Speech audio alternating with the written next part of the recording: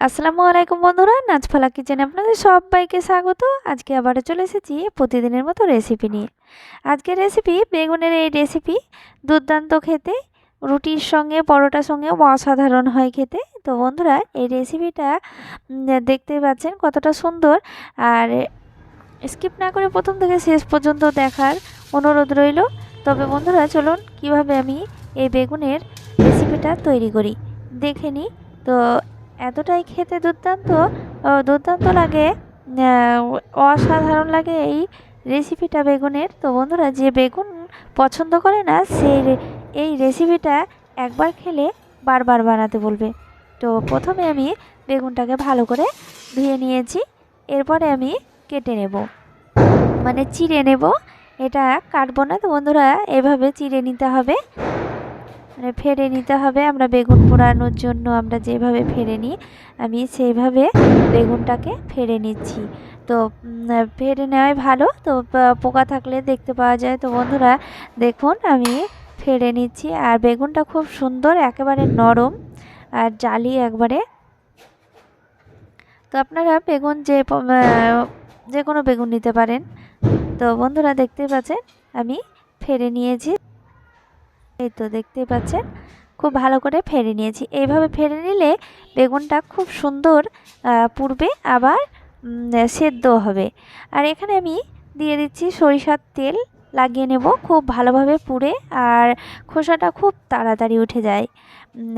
দেখতে পাচ্ছেন এইভাবে আমি তেলটাকে লাগিয়ে নিচ্ছি। তো বন্ধুরা, তেলটাকে লাগানো হয়ে গিয়েছে। আর এখানে আমি নিয়ে নিয়েছি রসুন, আর নিয়ে নিয়েছি লঙ্কা, কাঁচা লঙ্কা। রসুনটাকে আমি এইভাবে গেঁথে নেব। আমি পুরোটাতেই সবগুলোই গেঁথে নিচ্ছি, দেখতেই পাচ্ছেন এইভাবে গেঁথে নেব। এইভাবে গেঁথে নিলে রসুনের স্বাদটা অনেকটাই বেগুনের ভেতরে ঢুকে, আবার খুব সুন্দরভাবে পুড়ে যায়, এক্সট্রাভাবে আর পোড়ানোর দরকার নেই। তো এইভাবে আমি গেঁথে নিচ্ছি। আর কাঁচা লঙ্কাটাও আমি ভেতরে এভাবে ঢুকিয়ে দেব। তো দেখতেই পাচ্ছেন এইভাবে দিয়ে দিচ্ছি কাঁচা লঙ্কাটাও, খুব সুন্দরভাবে সেদ্ধ হয়ে যাবে কাঁচা লঙ্কাটাও। আর এইভাবে বেগুনটা পুড়িয়ে নেবে, খেতে দুর্দান্ত হয়। তো বন্ধুরা দেখতেই পাচ্ছেন এইভাবে আমি সবগুলোই গেঁথে নিয়েছি। আর এইভাবে গেঁথে নিয়েছি। এবার আমি চলে যাব গ্যাসের চুলায়। তো বন্ধুরা, এটা আপনারা কাঠের চুলাতেও খুব সুন্দর হয় পোড়ানো, আবার খেতেও অসাধারণ লাগে। তো চলে এসেছি আমি গ্যাসে। তো গ্যাসে আমি এইভাবে পুড়িয়ে নিচ্ছি। এই যে দেখতেই পাচ্ছেন আমি এইভাবে পুড়িয়ে নেব, আর খুব সুন্দরভাবে পুড়ে যাবে। আর রসুনটা আগে পুড়ে গেলে পরে রসুনটাকে আমি ছাড়িয়ে আলাদা রেখে দেব। আর খুব সুন্দরভাবে বেগুনটাকে আমি ভালো করে পুড়িয়ে নেব। তো বন্ধুরা দেখতেই পাচ্ছেন খুব ভালো করে পুড়ে গিয়েছে। বেগুনটাকে খুব সুন্দরভাবে পুড়িয়ে নিয়েছি। এরপরে আমি গ্যাসটাকে বন্ধ করে দেব, আর আমি খোসাগুলো ছাড়িয়ে নেব। তো এরপরে আমি একটি কড়াই চাপিয়ে দিয়েছি। কড়াই দিয়ে দিচ্ছি আমি সরিষার তেল দিয়ে দিচ্ছি 2 চামচ। বেশি তেলও লাগে না তো বন্ধুরা, বেশি মশলাও লাগে না, কিন্তু খেতে দুর্দান্ত হয়। তো অল্প মশলায় এতটা সুন্দর এই রেসিপিটা, খেতে অপূর্ব। তো বন্ধুরা, এইভাবে বাড়িতে যদি তরকারি কম থাকে, তো বন্ধুরা এই রেসিপিটা আপনারা খুব কম সময়ে তৈরি করে নিতে পারবেন, খেতে দুর্দান্ত হয় আর অল্প উপকরণ দিয়ে। তো বন্ধুরা দেখুন, তেলটাকে গরম করে নিয়েছি। এরপরে আমি পেঁয়াজ কুচি দিয়ে দিচ্ছি। পেঁয়াজটা আমি নাড়াচাড়া করে নিচ্ছি। পেঁয়াজটা যখন হালকা ব্রাউন কালার হয়ে আসবে, তখন আমি মশলা অ্যাড করব। তো বন্ধুরা দেখতে পাচ্ছেন আমি পেঁয়াজটাকে নাড়াচাড়া করে নিচ্ছি। এই তো দেখতেই পাচ্ছেন পেঁয়াজটাকে ভেজে নেব। পেঁয়াজটা ভাজা হয়ে গিয়েছে, এই যে দেখতে পাচ্ছেন এইভাবে পেঁয়াজের কালারটা চলে আসবে, তখনই আমি মশলা অ্যাড করব। তো বন্ধুরা, এখানে আমি পেঁয়াজটা ভাজার পর এখানে দিয়ে দিচ্ছি সেই রসুন আর কাঁচা লঙ্কা। সেই রসুন পোড়া আর কাঁচা লঙ্কাটা আমি দিয়ে কিছুক্ষণ পেঁয়াজের সঙ্গে নাড়াচাড়া করে নেব। কিছুক্ষণ নাড়াচাড়া করে নেওয়ার পর এরপরে আমি দিয়ে দেব এই যে দেখতেই পাচ্ছেন পোড়া বেগুনটা। এই যে দেখুন বেগুনটাকে আমি দিয়ে দিচ্ছি। বেগুনটা দিয়ে আমি ভেঙে নেব হাতা দিয়ে। তো আপনারা আগে আগে থেকে ভেঙে নিতে পারতেন, তো বন্ধুরা ভেঙে নিতে পারেন। আর আমি এখানে ভেঙে নিচ্ছি, কড়াইয়ে ভেঙে নেব। তো বন্ধুরা দেখতে পাচ্ছেন এভাবে আমি পুরোটাই ভেঙে নেব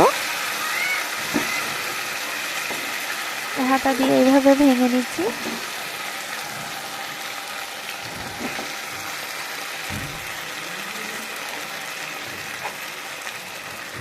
কড়াইয়ে না দিয়েও আপনারা ভেঙে নিতে পারেন, হাত দিয়ে আগে ভেঙে নিয়ে এইভাবে আপনারা কড়াইয়ে দিয়ে নাড়াচাড়া করে নিতে পারেন।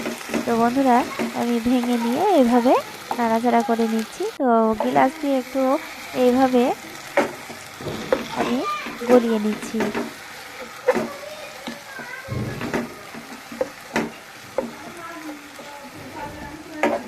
তো বন্ধুরা দেখতেই পাচ্ছেন আমি খুব সুন্দরভাবে গলিয়ে নিয়েছি আর কিছুক্ষণ নাড়াচাড়া করে নিয়েছি। এরপরে আমি দিয়ে দিচ্ছি টমেটো কুচি আর দিয়ে দিচ্ছি স্বাদ মতো লবণ। লবণটা আপনারা টেস্ট অনুযায়ী দিয়ে দেবেন। এরপরে আমি সব কিছু একসঙ্গে আমি নাড়াচাড়া করে নিচ্ছি। টমেটো আর লবণ দিয়ে আমি এটাকে নেড়ে চেড়ে এরপরে দিয়ে দেব মানে 2 চামচ মতো জল দিয়ে দেব। 2 চামচ জল দেওয়ার পর আমি আবারও কিছুক্ষণ নাড়াচাড়া করে নিচ্ছি।